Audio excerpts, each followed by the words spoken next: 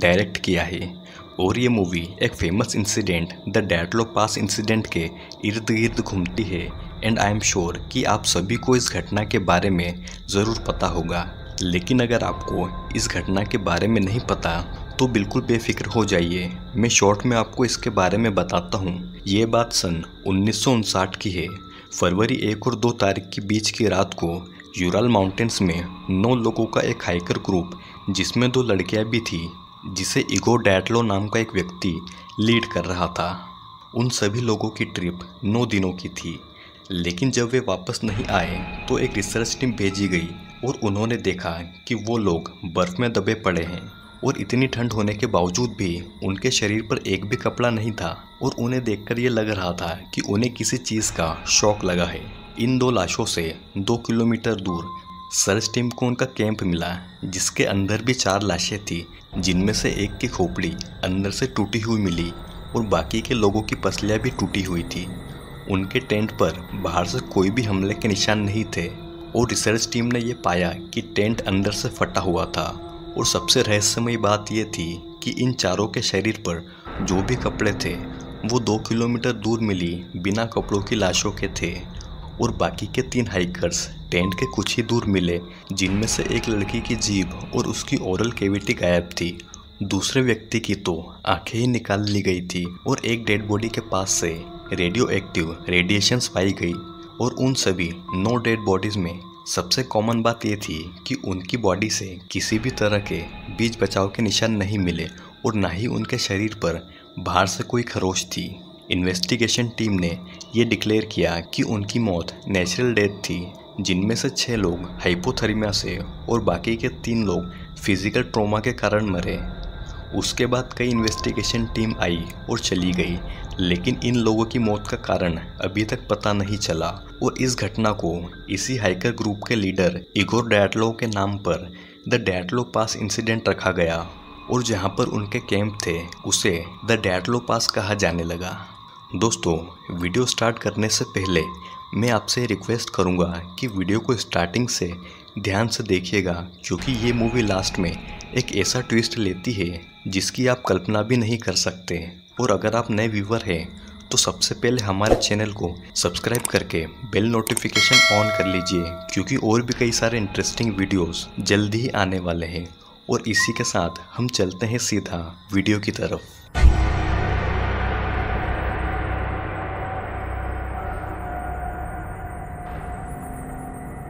Movie की starting में डैटलो pass incident का एक छोटा सा डिस्क्रिप्शन दिया जाता है, जिसमें बताया जाता है कि फरवरी 1959 में 9 हाइकर्स रशिया के यूराल माउंटेन्स में हाइकिंग के लिए गए और उनके 2 हफ्ते बाद सभी 9 हाइकर मरे हुए पाए गए और उनके ग्रुप लीडर के नाम पर इसे द डैटलो पास इंसिडेंट कहा जाने लगा।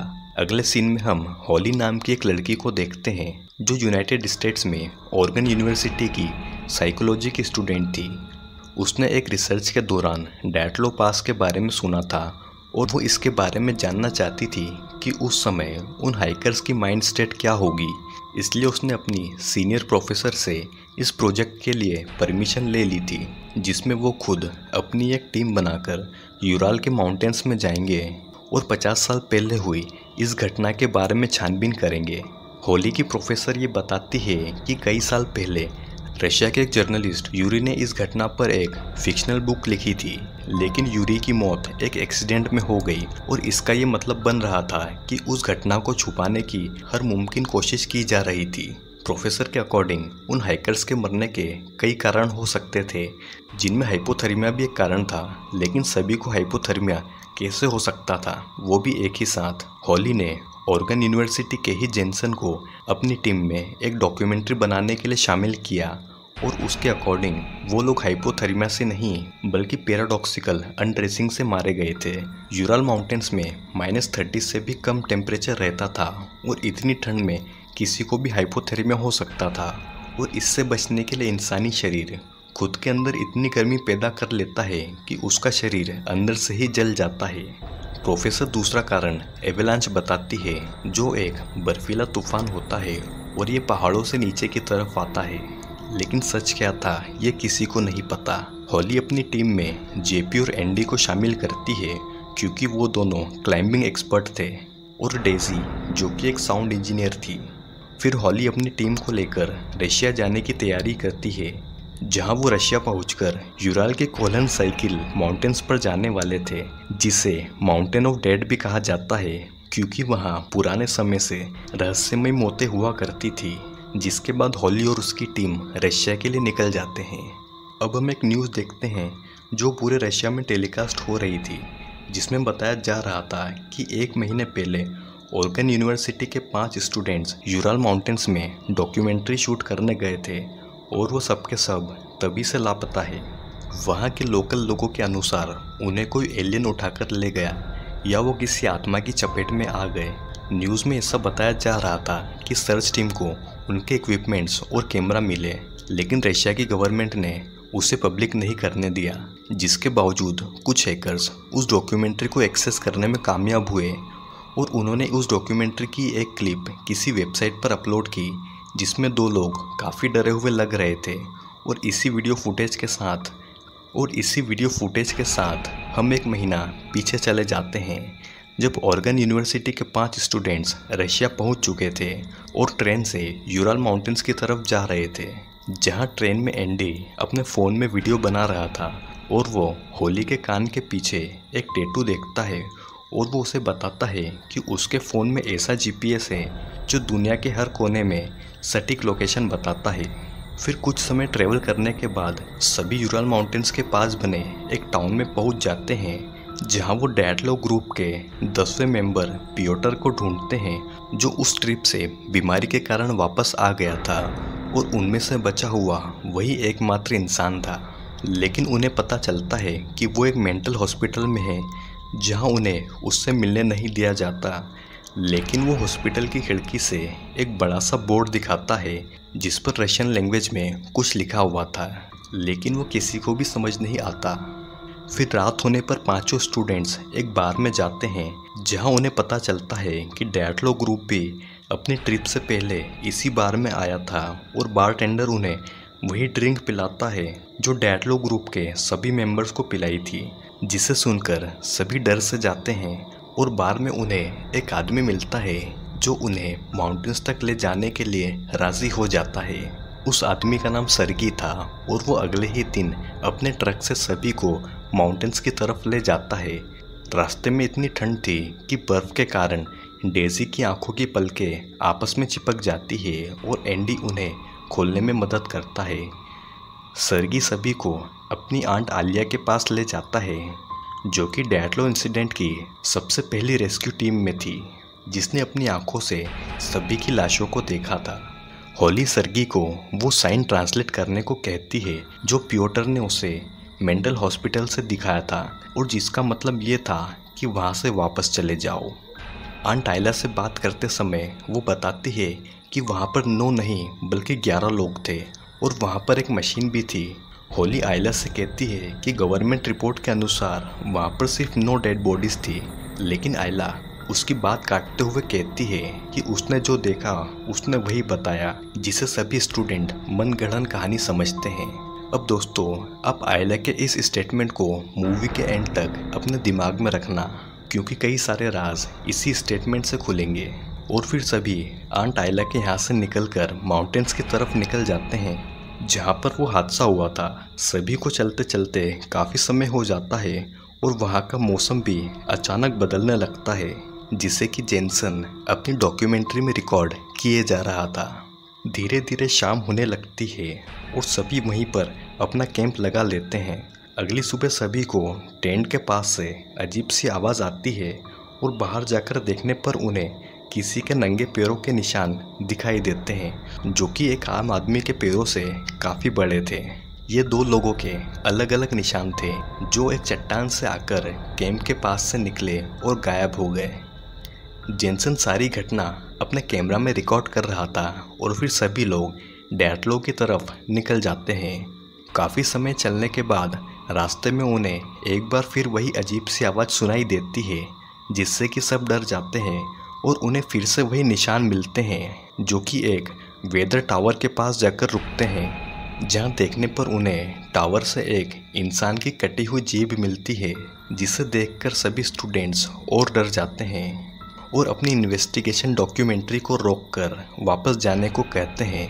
लेकिन हॉली सभी को कन्विंस करती है कि वो इतनी मेहनत करके यहाँ पर पहुँचे हैं और बस एक ही रात की बात है जिसके बाद सभी वापस चले जाएंगे। हॉली की बातें सुनकर सभी लोग उसकी बात मान लेते हैं और फिर से चलने लगते हैं और कुछ घंटे चलने के बाद हॉली को ये एहसास होता है कि वो आखिरकार उस जगह पहुँच ही गए जो मशहूर भी थी और बदनाम भी, द डैटलो पास। वो सभी वहीं पर अपना टेंट लगाते हैं और हॉली अपनी डॉक्यूमेंट्री शूट करती है। वो फ़ोटोज़ की मदद से एग्जैक्ट लोकेशन पर मार्क करती है जहाँ पर सभी की अलग अलग मौतें हुई थी। उस रात -17 डिग्री टेम्परेचर था और वो बताती है कि किस तरह से उनकी मौतें हुई थी। किसी की जीभ गायब हो गई थी तो किसी की खोपड़ी अंदर से टूटी हुई थी, कुछ की पसलियाँ टूटी हुई पाई गई थी, लेकिन किसी के शरीर पर भी बाहर से एक भी खरोच नहीं थी। कुछ की बॉडी से न्यूक्लियर रेडिएशंस पाई गई थी, लेकिन इन बर्फीले माउंटेन्स में रेडिएशन कैसे हो सकती है।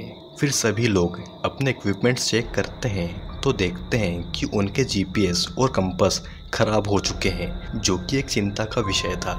और शाम का समय होने के कारण वे लोग वापस भी नहीं जा सकते थे। अंधेरा होते ही हॉली रेडिएशन चेक करने वाले डिवाइस को लेकर रेडिएशन चेक करने जेनसन के साथ जाती है, जहां उन्हें बर्फ़ के नीचे एक बड़ा सा मेटल गेट दिखाई देता है जो बाहर से बर्फ़ के कारण बंद था। फिर हॉली और जेनसन को लगता है कि यहाँ पर रशियन की गवर्नमेंट दुनिया से छुपाकर कुछ एक्सपेरिमेंट करती होगी, और फिर वे दोनों वापस कैंप की तरफ आ जाते हैं और बाकी ग्रुप को इस बारे में कुछ भी नहीं बताते हैं क्योंकि सभी पहले से काफ़ी डरे हुए थे। और उसके बाद सभी सोने चले जाते हैं। अगली सुबह करीब 6 बजे सभी को पहाड़ों से एक बम के फटने की आवाज़ आती है। डेजी और एंडी अपने टेंट में ही रहते हैं और बाकी के सभी लोग टेंट से बाहर निकलकर देखने जाते हैं तो उन्हें पता चलता है बम के धमाके के कारण एवलांच आ चुका था और लाखों टन बर्फ उनकी तरफ कई 100 किलोमीटर की रफ्तार से बढ़ रही थी। सभी वहां से भागते हैं, लेकिन डेजी टेंट से बाहर नहीं आ पाती और एवलांच की चपेट में एंडी और डेजी दोनों आ जाते हैं। एंडी को पैर में फ्रैक्चर आता है, लेकिन डेजी टेंट में ही मर जाती है, जिसका जिम्मेदार सभी एंडी को ठहराते हैं। लेकिन जेनसन कहता है कि कोई उन्हें जानबूझकर मारने की कोशिश कर रहा है। वो जो कोई भी हो, शुरू से उनका पीछा कर रहे हैं और उन्होंने उनके सोने का इंतज़ार किया और बम की मदद से एवलांच पैदा कर दिया। और सभी को लगता है कि ये काम वहाँ की गवर्नमेंट या रशियन मिलिट्री का हो सकता है, क्योंकि वो नहीं चाहते कि डेविल्स पास का रहस्य सभी के सामने आए। हॉली एंडी की टूटी हुई हड्डी बैठाती है, जिससे कि वो दर्द के मारे काफ़ी ज़ोर से चिल्लाता है और रोशनी होने तक सभी वहीं पर बैठे रहते हैं। फिर हॉली उन्हें बर्फ़ में मिले उस दरवाजे के बारे में बताती है, जिस पर जेपी काफ़ी गुस्सा होता है। और फिर जेनसन फ्लेयर गन से सिग्नल भेजता है ताकि कोई उस फ्लेयर गन के सिग्नल को देखकर उनकी मदद के लिए आ सके, और वो वहीं पर बैठकर मदद के आने का इंतज़ार करते हैं। कुछ समय बीतने के बाद 2 लोग वहां पर आते हुए दिखाई देते हैं, लेकिन उन्हें देखकर ये लगता है कि वो पहले से यहीं पर थे और वो लोग मदद का बस नाटक कर रहे हैं। उन्हें देखकर ये लग रहा था कि वो रशियन मिलिट्री के लोग हैं और वे घायल एंडी पर अपनी बंदूक से वार करके उसे मार डालते हैं, और बाकी के लोग उन मिलिट्री वालों से बचने के लिए उस बंद दरवाजे की तरफ भागते हैं जो कि जाम था। और उसे खोलते समय जेपी को मिलिट्री के लोग एक गोली मार देते हैं, जिससे कि वो घायल हो जाता है, लेकिन सही सलामत बाकी लोगों के साथ उस दरवाजे के अंदर आ जाता है। अंदर काफ़ी अंधेरा था और वो एक स्विच की मदद से वहाँ की लाइट ऑन करते हैं और उन्हें पता चलता है कि वहाँ पर एक लंबी सी टनल है। अब उनके पास 2 रास्ते थे, या तो वो वहीं पर बैठकर अपनी मौत का इंतज़ार करें या तो उस टनल में आगे बढ़ते जाएं और कोई दूसरा रास्ता खोजें। फिर वो लोग टनल में आगे की ओर बढ़ते जाते हैं और कुछ दूर चलने के बाद टनल में एक शॉर्ट सर्किट होता है और वहाँ पर फिर से अंधेरा हो जाता है और वो तीनों अब कैमरे की लाइट के जरिए आगे जाते हैं और उन्हें पता चलता है कि ये कोई टनल या बंकर नहीं है, बल्कि ये एक सीक्रेट लेबोरेटरी है। वो वहाँ की छानबीन करते हैं जहाँ पर उन्हें फिलाडेल्फिया एक्सपेरिमेंट के फोटोज मिलते हैं, जिसमें यूनाइटेड स्टेट में एक बोट को टेलीपोर्ट करने की कोशिश की गई थी, लेकिन रिपोर्ट के अनुसार वो एक्सपेरिमेंट फेल हुआ और कई सारे लोगों ने अपनी जानें गंवा दी। हॉली और जेनसन जेपी को वापस आने का कहकर उसे वहीं छोड़ जाते हैं और आगे चलने पर उन्हें एक सोल्जर की डेड बॉडी दिखती है जिसकी जीभ गायब थी, और ये शायद वही सोल्जर हो सकता है जिसकी जीभ उन्हें वेदर टावर में दिखी थी। फिर उन्हें वहाँ पर कई सारे कंकाल दिखाई देते हैं जो इंसान से मिलते जुलते तो हैं, लेकिन इंसान के तो बिल्कुल भी नहीं थे। फिर तभी अचानक उन्हें अजीब सी आवाज़ें आती है और वो जेपी की तरफ वापस जाते हैं और उन्हें उन्हीं का कैमरा वहाँ पर पड़ा हुआ मिलता है और उसमें वही रिकॉर्डिंग चल रही थी जो कि अभी उनके साथ हो रहा है, और ये बिल्कुल इम्पॉसिबल था। तभी उन्हें अचानक जेपी के चिल्लाने की आवाज़ आती है और वो देखते हैं कि दो अजीब से दिखने वाले जीव जेपी को जिंदा खा रहे हैं, और वो फिर हॉली और जेनसन की तरफ बढ़ते हैं, जिससे बचकर वो वहाँ से भागते हैं और एक दूसरी टनल में जाकर वहाँ का दरवाज़ा लगा देते हैं, जिससे कि वो दोनों डरावने जीव वहाँ पर नहीं आ पाते। हॉली और जेनसन देखते हैं कि वो टनल काफ़ी पुरानी है, जिस पर हजारों साल पहले की ड्राइंग्स मिलती है, और उन्हें पता चलता है कि ये टनल दरअसल में एक टेलीपोर्टर है जो किसी भी चीज़ को एक जगह से दूसरी जगह कुछ ही सेकंडों में भेज सकती है। फिर तभी उनके कैमरे की फ्लैशलाइट भी बंद हो जाती है और वो वहाँ से बचने के लिए टनल के एंड में बने एक वार्म हॉल में चले जाते हैं, और जेनसन उस वार्म हॉल में जाने से पहले हॉली को ये कहता है कि इस वार्म हॉल में कोई भी कंट्रोल नहीं है, इसीलिए उन्हें उस जगह के बारे में सोचना होगा जहाँ पर उन्हें जाना है। और वो दोनों उस टनल के दरवाजे के बाहर का सोचकर उस वार्म हॉल में कूद जाते हैं, और वो दोनों उस वार्म हॉल के जरिए टनल के गेट के बाहर आकर गिर जाते हैं, जहां पर उन्हें दो लोग देखते हैं। लेकिन जल्दी ही मिलिट्री के लोग उन दो लोगों को भगाकर हॉली और जेनसन को वापस उस टनल की लेबोरेटरी में ले जाते हैं। लेकिन इस बार ये लेबोरेटरी वर्किंग कंडीशन में थी और अंदर कई सारे मिलिट्री सोल्जर्स मौजूद थे। लेबोरेटरी में ले जाने के बाद हॉली और जेनसन पर न्यूक्लियर रेडिएशन के ज़रिए कई एक्सपेरिमेंट किए जाते हैं, और हम देखते हैं कि दो अजीब से डरावने क्रिएचर्स को मिलिट्री ऑफिसर के द्वारा हुक्स पर टांगने का ऑर्डर दिया जाता है, और वो दोनों क्रिएचर अभी भी जिंदा थे, और उनमें से एक जीव के कान के पीछे वही टैटू बना हुआ था जो हॉली ने बनवाया हुआ था। और इसी सीन के साथ ये मूवी यहीं पर ख़त्म हो जाती है। तो दोस्तों, वैसे तो ये मूवी एक डॉक्यूमेंट्री के रूप में स्टार्ट होती है, जिसे हॉली और उसकी 5 लोगों की टीम डैटलो पास इंसिडेंट की इन्वेस्टिगेशन के रूप में शूट कर रही थी, लेकिन मूवी एंड होते होते एक अलग ही ट्विस्ट ले लेती है जो इसे थोड़ा कॉम्प्लिकेटेड बना देती है। दरअसल होता ये है कि डैटलो पास इंसिडेंट पूरे वर्ल्ड में फेमस था, और उसकी सिर्फ एक ही वजह थी कि आखिरकार वो सभी 9 लोग एक ही साथ और एक ही दिन हाइपोथर्मिया से कैसे मारे गए। कई लोगों का ये मानना था कि ये एक एलियन घटना है, तो कई लोगों का ये मानना था कि येटी यानी कि हिम मानव का ये काम हो सकता है, और कुछ कॉन्स्पिरेसी थ्योरी के अनुसार रशियन मिलिट्री उन पहाड़ों में कोई एक्सपेरिमेंट कर रही थी जिसे वो पूरी दुनिया से छुपाए रखना चाहती थी, इसीलिए उन्होंने राइटर यूरी को भी मरवा दिया। मूवी के अकॉर्डिंग देखा जाए तो इस मूवी का कंक्लूजन पॉइंट यही था कि वहाँ पर सच में रशियन मिलिट्री एक्सपेरिमेंट कर रही थी, और मिलिट्री हर कदम पर हॉली और उसकी टीम पर नज़र रख रही थी, और जब उन्हें सही मौका मिला तो उन्होंने बम की मदद से एवलांच पैदा कर दिया, क्योंकि अगर उन्हें सीधा गोली से मार दिया जाता तो 5 अमेरिकी स्टूडेंट को ढूंढने के लिए यूएस आर्मी जरूर कुछ करती, लेकिन किस्मत से वो उस एवलांच से बच गए। फिर हॉली और बाकी के लोग बर्फ में बनी उस सीक्रेट लेबोरेटरी में छुप जाते हैं जो कि काफ़ी समय से बंद थी, और अंदर उन्हें ये पता चलता है कि इस लेबोरेटरी में लोगों को टेलीपोर्ट करने के एक्सपेरिमेंट हुआ करते थे जो डैटलो पास इंसिडेंट के बाद बंद हो गए।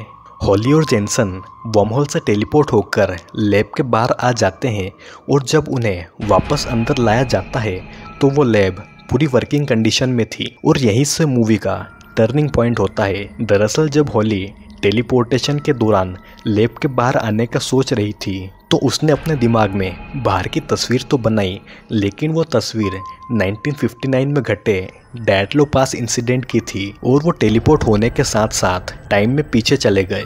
जब आंट आयला ने कहा था कि उसने 9 नहीं बल्कि 11 लोगों को देखा था और मैंने आपसे कहा था कि इस स्टेटमेंट को अपने दिमाग में रखना, तो उन 11 लोगों में से 2 हॉली और जेनसन थे।